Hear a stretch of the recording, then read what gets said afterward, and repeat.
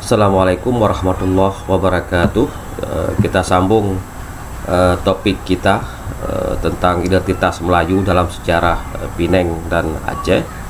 Sebelumnya sudah saya sampaikan sedikit pengantar. Nah, ada juga saya sebutkan beberapa karya yang saya sebutkan, yaitu tulisannya guru saya Profesor Jules S. Khan, Others Malay.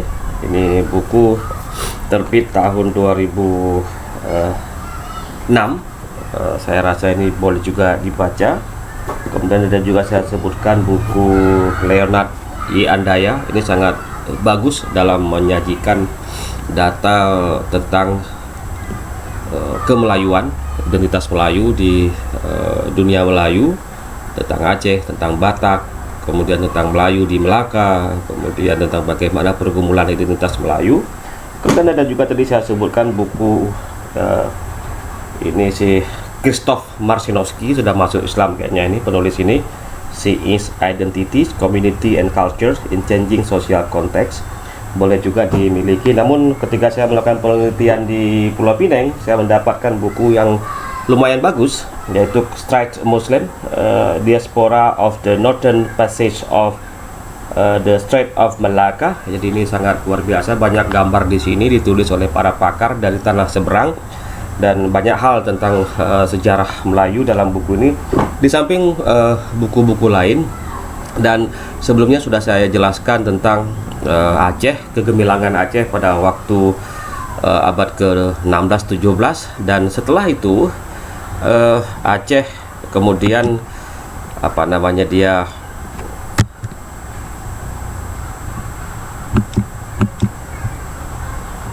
bisa jadi dikatakan kolab. Tapi ini tahun 1696 orang Aceh itu telah berada di Pulau Penang, namanya Datuk Keramat, Haji Keramat, yang merupakan pedagang dari Aceh yang dugaan kuat hasil riset saya itu datang lebih awal dari Francis Light, yang disinyalir sebagai tokoh penting dalam pendirian Pulau Pineng. Dan ada juga para pedagang Aceh, yaitu Haji Bayan. Kawasan pedagang Aceh terdapat di Teluk Jelutung yang meringkupi Kampung Rauna dan Kebun Lama. Sampai sekarang masih ada tapaknya, ada masjidnya, ada beberapa gambar yang pernah saya dapatkan dalam penelusuran sejarah orang Aceh di Pulau Pinang.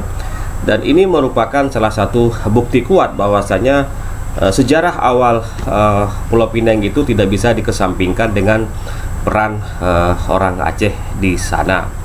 Kemudian ini saat itu juga, ini salah seorang tokoh dari Aceh dan sangat berjasa sekali dalam menyambut orang Melayu di Pulau Pineng.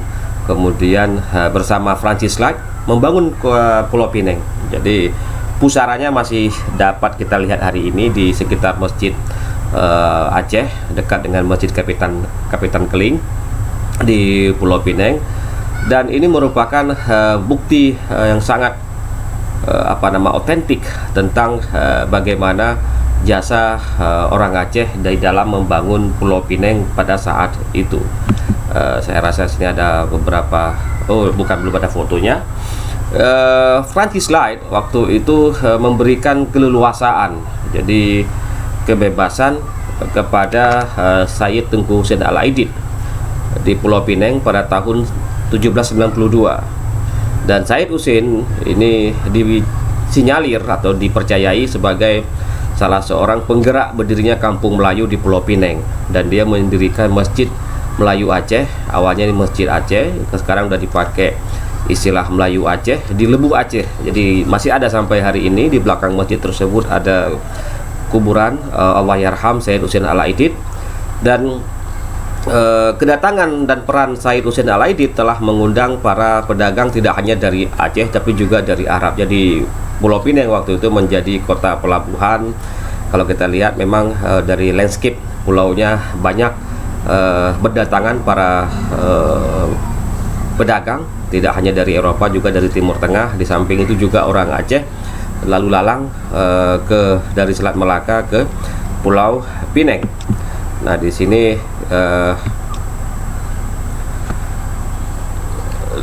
apa ini? Nah, ini tidak mengejutkan ketika disebutkan bahwasanya Lebuh Aceh telah dibangun suatu perkampungan di Melayu di Pulau Pinang. Dan hari ini juga masih dapat dilacak, hanya saja bangunannya telah berpindah tangan dari orang-orang Melayu kepada kaum Cina. Jadi beberapa bangunan yang menjadi saksi sejarah walaupun sekarang sudah dijadikan kota warisan dunia, itu sekarang banyak dimiliki oleh puak Cina. Dan di komplek Masjid Melayu Aceh ini masih dijumpai beberapa rumah Melayu dan areal kuburan Sayyid Husain Al-Aidid. Nah, ini nama makamnya, makam Tengku Sayyid Husain Aidid, pengasas perkampungan Masjid Melayu Lebuh Aceh Pulau Pinang. Jadi ini adalah salah satu tokoh Aceh, pedagang dari Aceh yang memiliki peran yang cukup signifikan di dalam memfasilitasi kepentingan orang Melayu dan juga orang Aceh ketika mereka sampai di pelabuhan Pulau Pinang. Kemudian ini makam beliau ada persis di belakang Masjid Melayu Aceh. Jadi kita bisa berziarah dan di situ ada beberapa keluarga. Bahkan ketika saya di sana masih ada rumah rumah zaman dulu, dan banyak para penziarah yang mengunjungi areal makam ini. Nah, ini Masjid Aceh Kebun Lama ada juga di Pulau Pinang. Ini bersama anak saya Kaisar. Waktu itu kami melakukan riset mencari jejak-jejak Aceh di Pulau Pinang. Namanya masih Masjid Aceh Kebun Lama, dan di samping masjid tersebut banyak kuburan dijumpai. Saya pikir perlu para peneliti datang ke sana untuk menggali lagi bagaimana akar sejarah siapa saja selain Datuk Kramat dan Haji Bayan serta Said Husain Al-Aidid yang pernah memberikan kontribusi yang sangat luar biasa bagi masyarakat Melayu di Pulau Pinang. Kemudian selanjutnya, ini fase yang selanjutnya tadi sudah kita lihat fase Said Husain Al-Aidid. Nah, ini ada satu keluarga yang memberikan narasi besar terhadap konteks identitas Melayu. Saya pikir profesor saya Julhan betul ketika mengatakan narasi modernisme dan nasionalisme orang Melayu atau Malaysia pada saat itu banyak diberikan potretnya oleh P. Ramlee. Jadi keluarga ini berdasar dari Paluh Gading, Aceh Utara, bermigrasi ke Pulau Pinang. Namanya Tengku Nyak Putih bin Tengku Karim. Itu lahir 1902, 1955. Dan tokoh ini adalah dari gelarnya nampaknya dia betul-betul dari keluarga terhormat, Tengku Zakaria bin Tengku Nyak Putih, yang kemudian lebih dikenal sebagai P. Ramlee.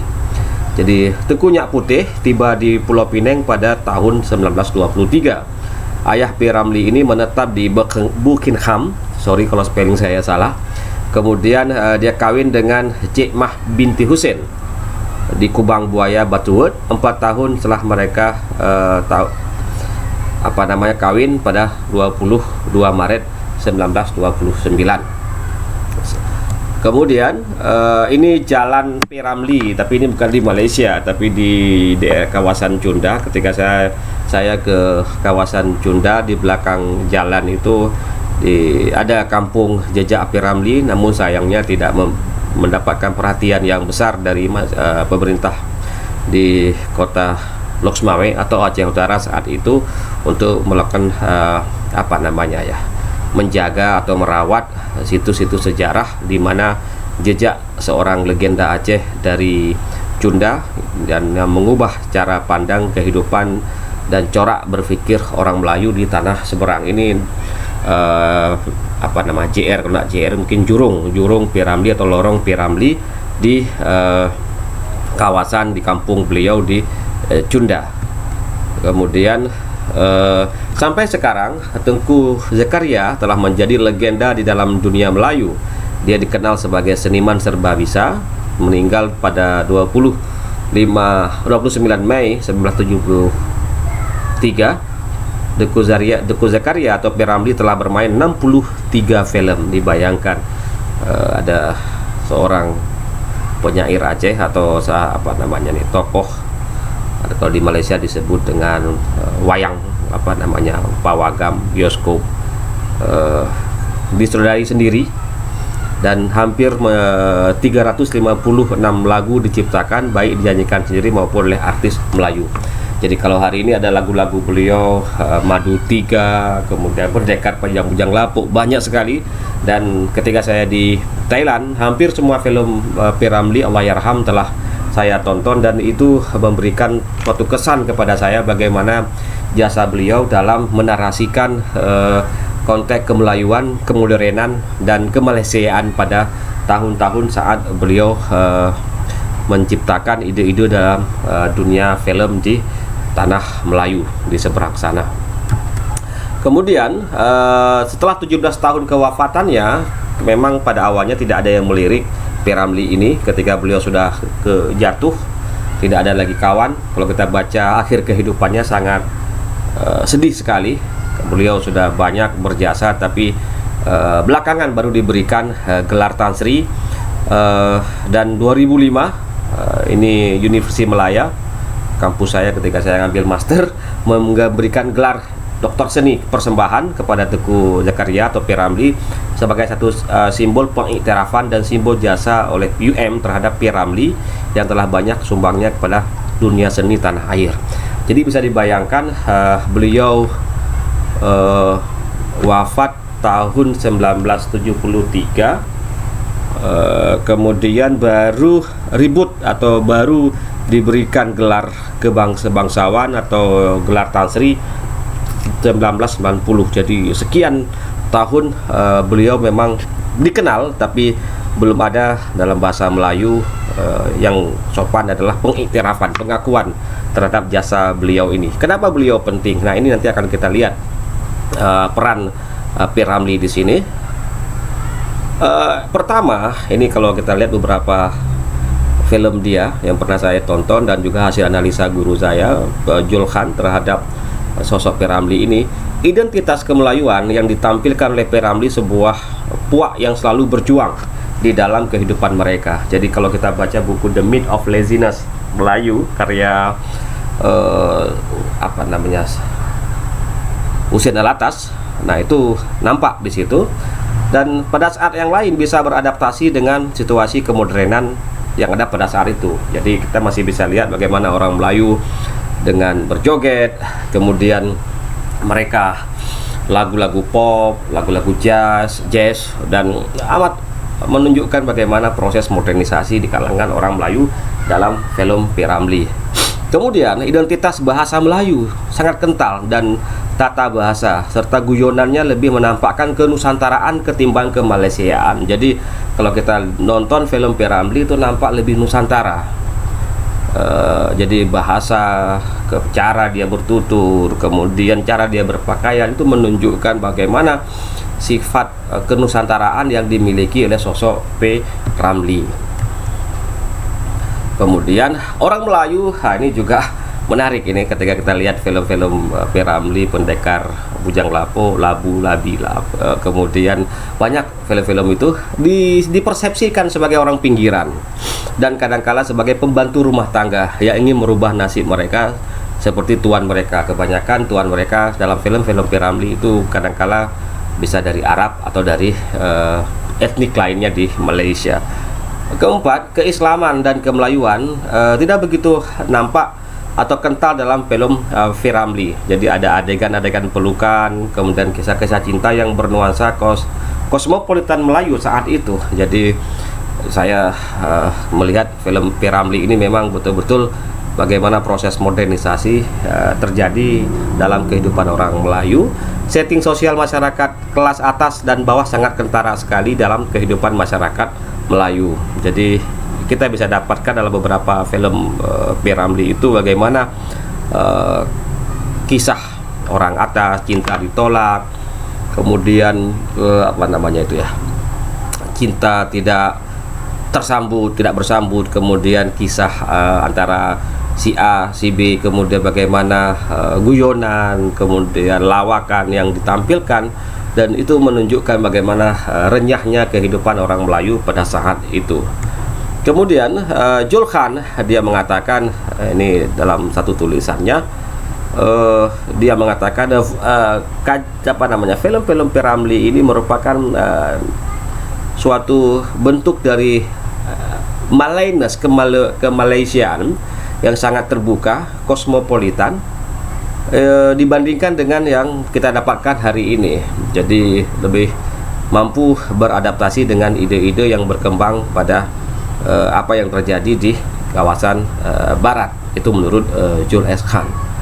Nah, kesimpulan kita dari kajian kita ini, Aceh sama sekali bukanlah Melayu, karena asal-usul Melayu berasal dari kawasan perairan di Jambi atau di Palembang. Ini yang pernah saya tulis dan menjadi perdebatan dalam dunia maya. Maksudnya saya katakan Aceh tidak ada hubungan sejarahnya dengan Melayu, karena Aceh dia berdiri sendiri, memiliki sejarah, bahasa, dan memiliki budaya sendiri, yang kebetulan pada akhirnya Aceh memberikan kekuatan kemelayuan pada identitas Melayu. Ini kalau misalnya kita baca bukunya Andaya, ada satu bab di sini yang diambil dari jurnalnya, itu adalah From Melayu to Aceh, atau ada juga tulisan dia tentang kontribusi Aceh terhadap standar kemelayuan. Jadi di situ nampak sekali bagaimana kontribusi Aceh kepada Melayu, dan akhirnya Aceh dilekatkan dengan Melayu.